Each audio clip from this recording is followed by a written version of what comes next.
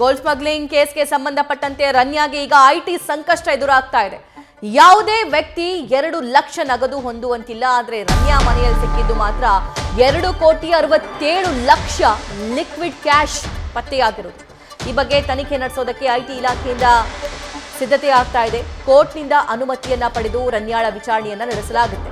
ಜೈಲಲ್ಲೇ Ranya ವಿಚಾರಣೆಯನ್ನ IT ಅಧಿಕಾರಿಗಳ team ಮಾಡಲಿದೆ. ಇಷ್ಟು ದೊಡ್ಡ ಮೊತ್ತದ ಹಣ ಎಲ್ಲಿಂದ ಬಂತು, ಇದಕ್ಕೆ ಡಾಕ್ಯುಮೆಂಟ್ಸ್ ಇದೆಯಾ, ಹೇಗೆ ಈ ಹಣವನ್ನ ಗಳಿಸಿದ್ದು, ಡೀಟೇಲ್ಸ್ ಅಂಕಿತಾ ನೀಡ್ತಾರೆ. ಅಂಕಿತಾ, ಈ ಪ್ರಕರಣಕ್ಕೆ ಸಂಬಂಧಪಟ್ಟಂತೆ ಡಿಆರ್ಐ ಅಧಿಕಾರಿಗಳಾಯಿತು, ಸಿಬಿಐ ಅಧಿಕಾರಿಗಳಾಯಿತು, ಈಗ ಐಟಿ ಟೀಮ್ ಕೂಡ ಎಂಟ್ರಿ ಕೊಟ್ಟಿದೆ. ಇನ್ವೆಸ್ಟಿಗೇಷನ್ ಹೇಗೆ ಸ್ಟಾರ್ಟ್ ಆಗುತ್ತೆ, ಏನೆಲ್ಲ ಪ್ರಶ್ನೆ ಮಾಡಬಹುದು?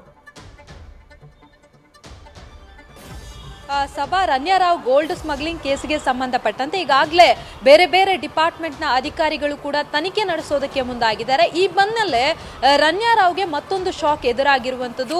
ಮನೆಯಲ್ಲಿ ದಾಳಿ ವೇಳೆ ಅಂದರೆ ಡಿಆರ್ಐ ಅಧಿಕಾರಿಗಳು ಮನೆ ಮೇಲೆ ದಾಳಿ ಮಾಡಿದಂತಹ ಸಂದರ್ಭದಲ್ಲಿ ಸುಮಾರು 2.67 ಕೋಟಿ ಹಣ ನಗದು ಕ್ಯಾಶ್ ಏನಿದೆ ಕ್ಯಾಶ್ ಪತ್ತೆಯಾಗಿತ್ತು. ಆ ಕ್ಯಾಶ್ಗೆ ಸಂಬಂಧಪಟ್ಟಂತೆ ಈಗಾಗಲೇ ಐಟಿ ಅಧಿಕಾರಿಗಳು ವಿಚಾರಣೆ ಮಾಡೋದಕ್ಕೆ ಎಲ್ಲ ರೀತಿಯ ಸಿದ್ಧತೆಗಳನ್ನು ಮಾಡಿಕೊಂಡಿದ್ದಾರೆ. ಒಬ್ಬ ಮನುಷ್ಯ 2 ಲಕ್ಷಕ್ಕೂ ಅಧಿಕ ಹಣವನ್ನ ಮನೆಯಲ್ಲಿ ಇಟ್ಕೊಳ್ಳುವಂಗಿಲ್ಲ.